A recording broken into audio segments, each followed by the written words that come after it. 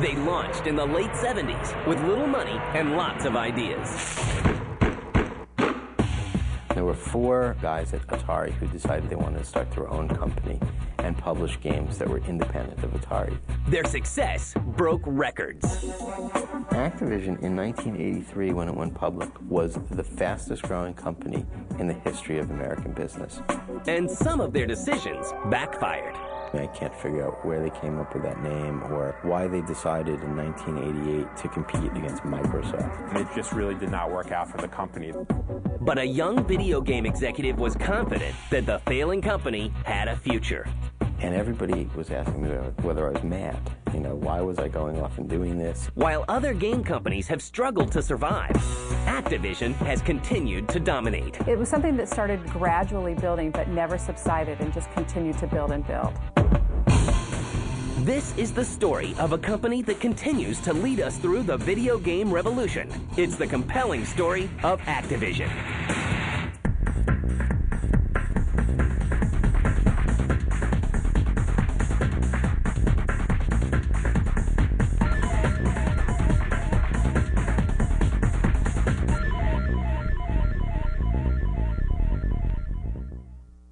The story begins in 1979, when another company is making headlines.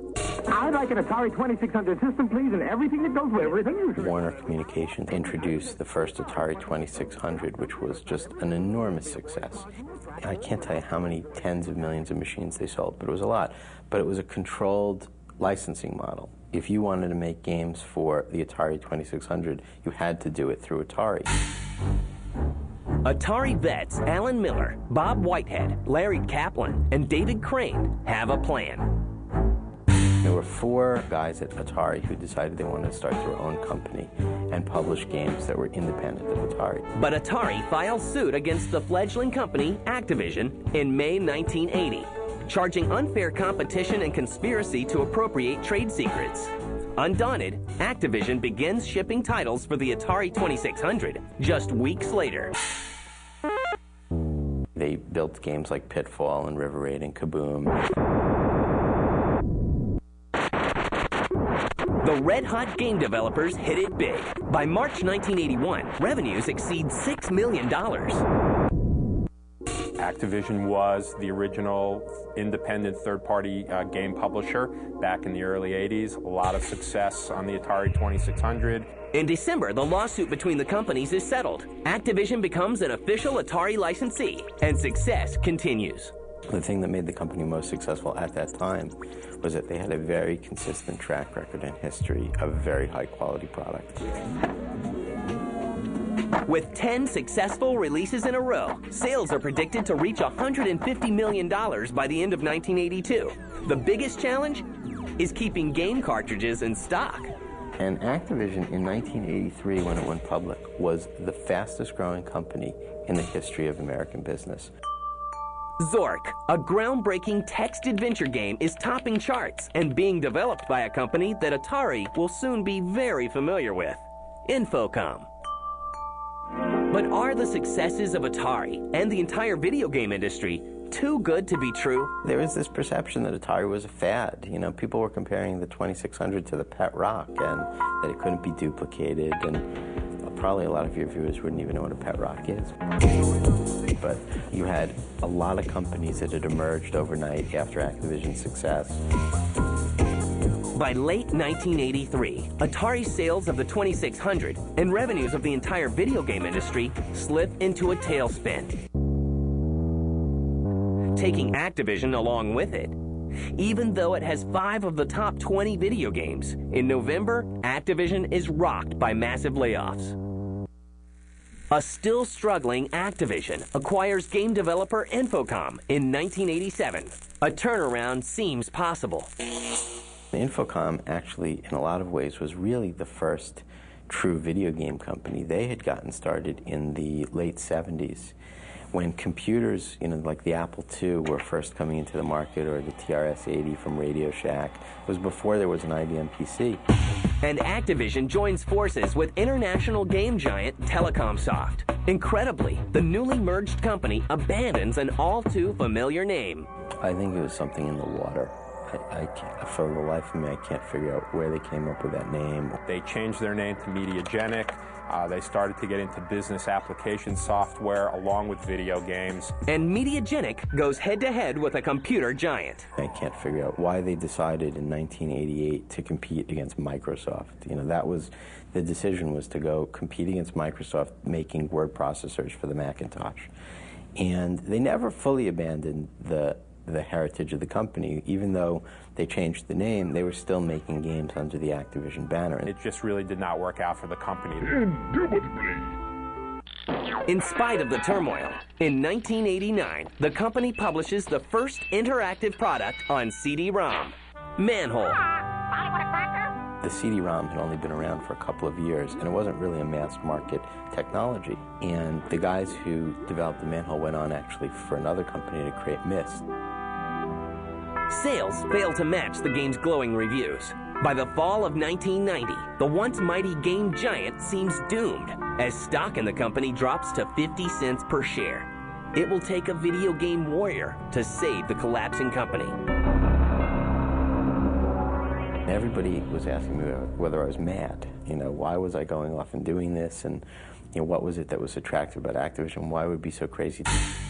Robert Kotick, a young video game executive, takes on the daunting task. He had the foresight to see that this was an area of tremendous expansion, and that by buying Activision, you did have a brand name that resonated with the traditional gamer. He didn't have to start something from scratch and build it up. It was a little bit of a leap of faith, and I think it was also some great foresight on Bobby's part. He knew what he wanted to do, and he followed that plan. They lost the culture of quality. And when we came back to the business, the first thing we did was change the name back. And also eliminate all of these ancillary product lines. We stopped making word processors. We stopped making databases. We just focused on doing games really, really well. And the mantra, it's a little bit different today than it was 10 years ago, but the mantra has always been a small number of really great quality games done incredibly well. But with a staff that has been devastated by layoffs, how will these games get made? At that point in time, when we were a small company, it was very hard to go out there and recruit the best developers in the business at that time and say, hey, let's go with Activision. So we took a little bit of a different strategy. There really wasn't a plentiful supply of development talent. This was a pretty new business. And so we felt that in order to keep the quality objectives that we set for ourselves, we had to do all of the development at our own company.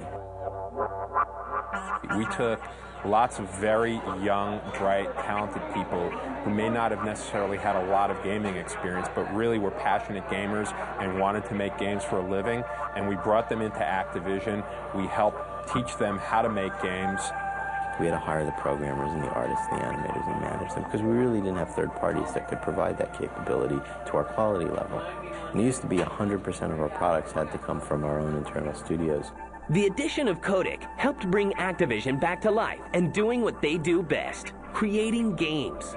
But his next endeavor would be the riskiest of all, reinventing the wheel.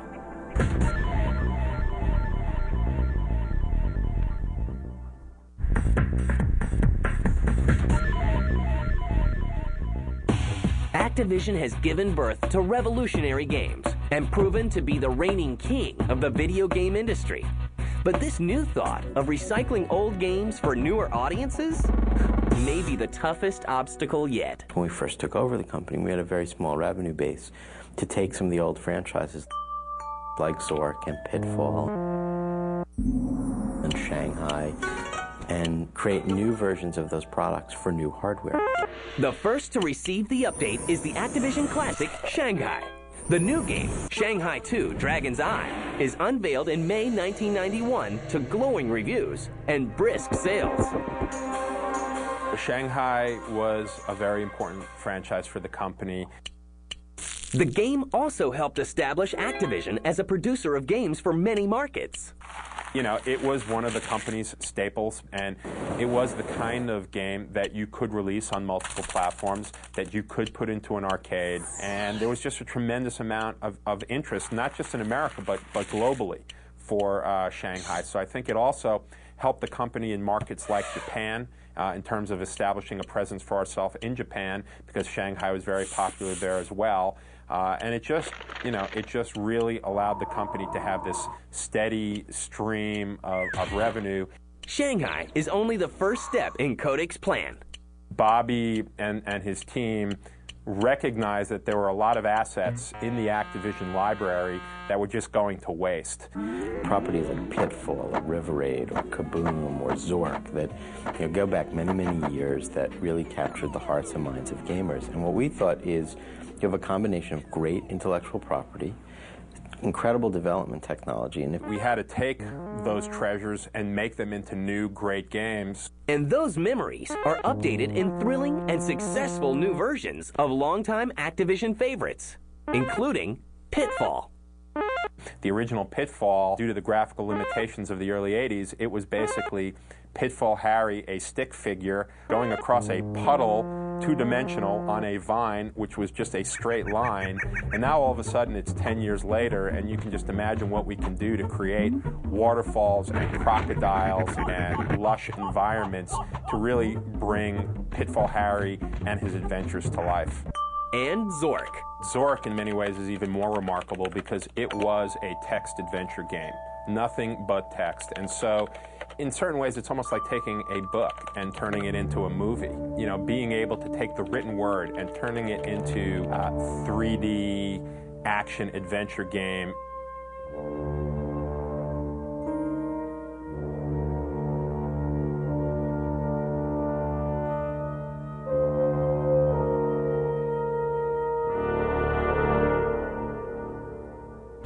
In 1992, the newly rechristened Activision relocates from Northern California, the home of many video game companies, to Los Angeles. We ultimately opted to move the company to Southern California because we really did feel that ultimately we would be able to benefit from the Hollywood creative community. And that creative product expands when 7 titles are released in late 1993 for the red-hot Super Nintendo Entertainment System.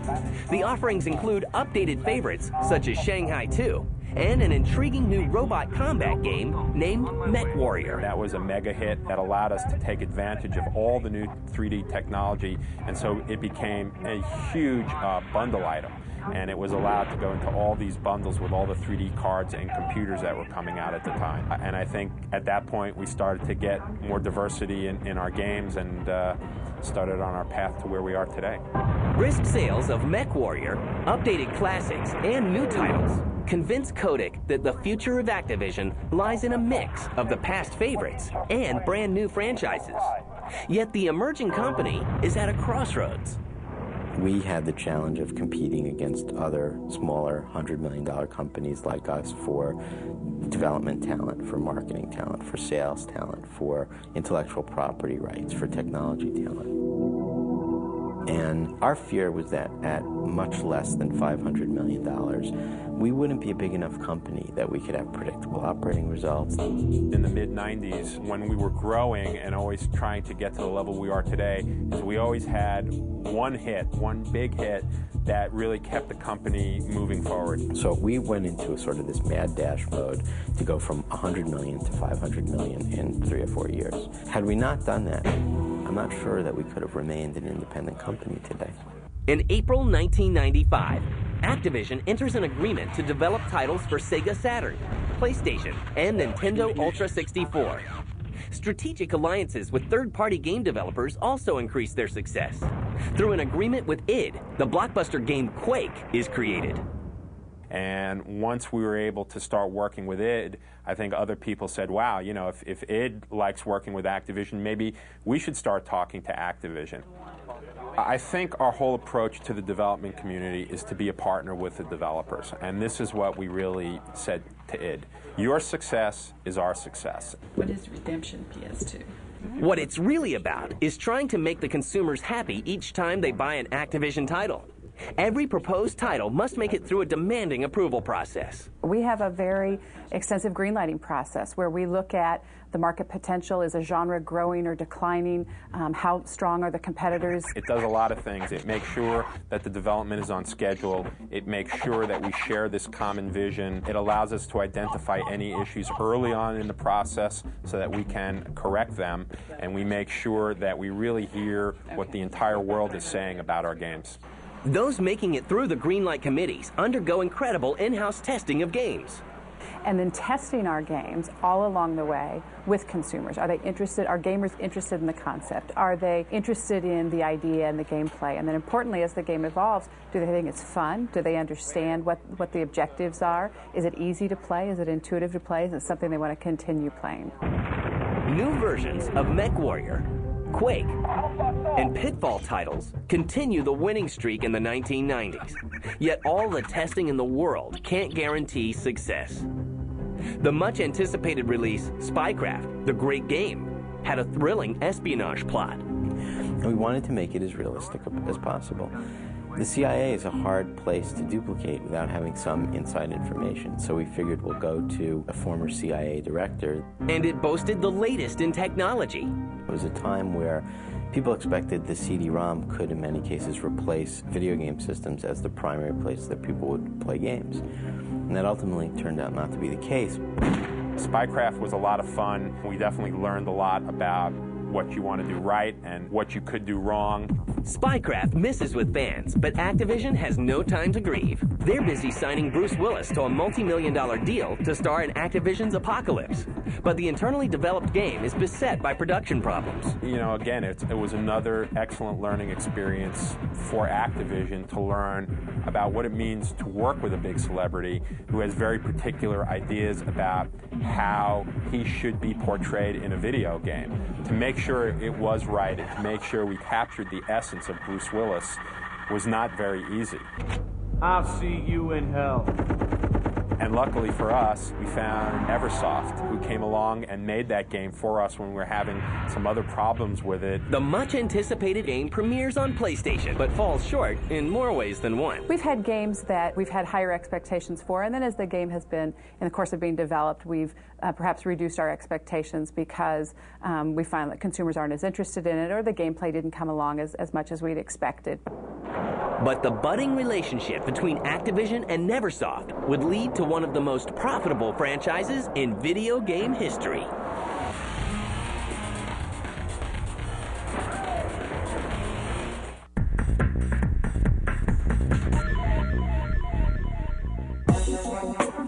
By 1996, Activision has grown from a small California game developer into an international video game giant.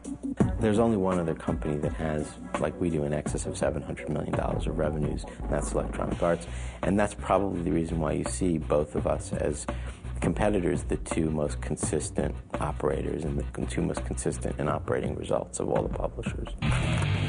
In 1999, Activision acquires Neversoft, a company that leads them toward a brand name that will make them millions. I think everybody was surprised about how successful it was. We all knew it was going to be successful, but the magnitude, it is one of the top-selling franchises ever. We didn't think that we would hit it so right on the first try. To get the highest-rated video game in the history of the PlayStation on your first try in a new category was a surprise. As we did concept testing, we found out that skateboarding is not about racing, it's about tricks. And so that is what started us on the track of making Tony Hawk's Pro Skater, the first one, and subsequently all of them, about tricks. I guess we really captured the entire action sports lifestyle elements and put them all together in a product with the right developer in Neversoft, the right athlete in Tony Hawk, and the right type of music, the right type of environments into something that turned into a really special game and franchise. From the very beginning, Activision knew Tony Hawk would be bigger than life. When we presented E3 and you get the excitement from the industry and from retailers, it was something that started gradually building but never subsided and just continued to build and build. In June 2000, Activision releases hits such as Dark Reign 2, Vampire the Masquerade Redemption, and Chicken Run Fun Pack. But it's their agreement with legend Matt Condor Hoffman that has fans really psyched. We actually knew it was going to be a great game. The gameplay behind BMX is a lot of fun. At this point, it's the #5 PlayStation game since it's been released, so we're very happy with its success. Incoming torpedo. And the hits keep coming. Activision releases Star Trek Invasion in September 2000. The first game that fans feel truly captures the magic of Star Trek.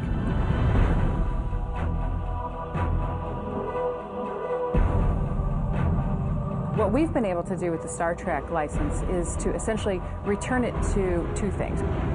Both true to the brand, so that it's not outside the realm of what people believe Star Trek is and should be, and importantly, to improve the game quality. One of the things about Invasion is that it was a console game. Most of the Star Trek games are PC games. I think console games are a little bit quicker, a little more action-oriented. By late 2000, Pro Skater 2 is #1 on the U.S. retail charts. Sure. Well, I mean, Tony Hawk has had all the attention because really, I mean, we've launched Tony Hawk 3 different versions now and across multiple platforms, but we're in the process of launching all of our action sports. They're under an umbrella brand called Activision O2. And it's our extreme sports brand.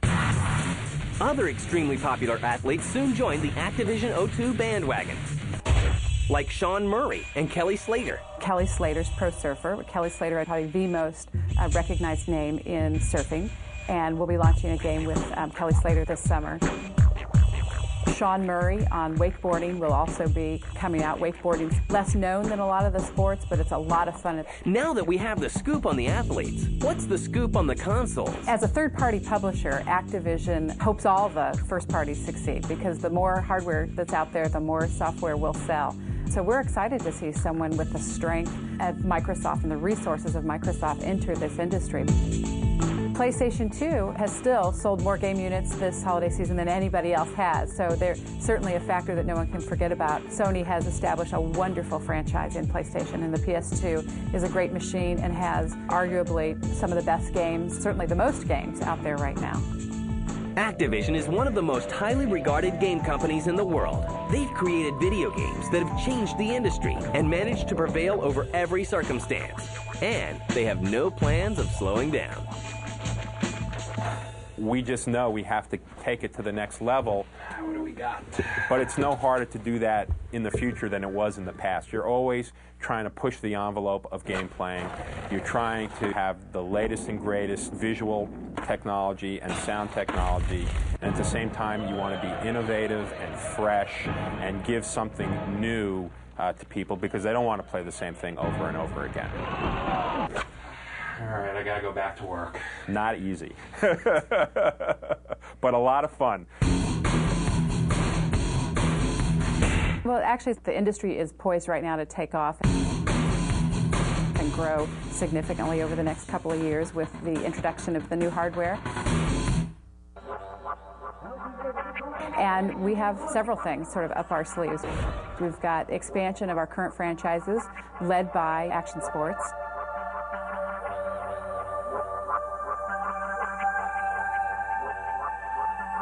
Where we'll be launching titles in all of our action sports franchises in the upcoming year.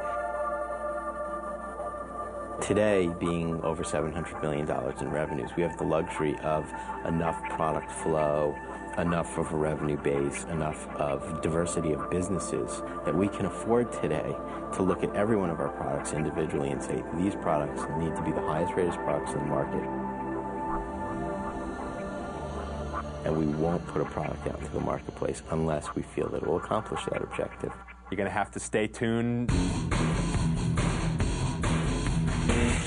for some of the things that we've got cooking here.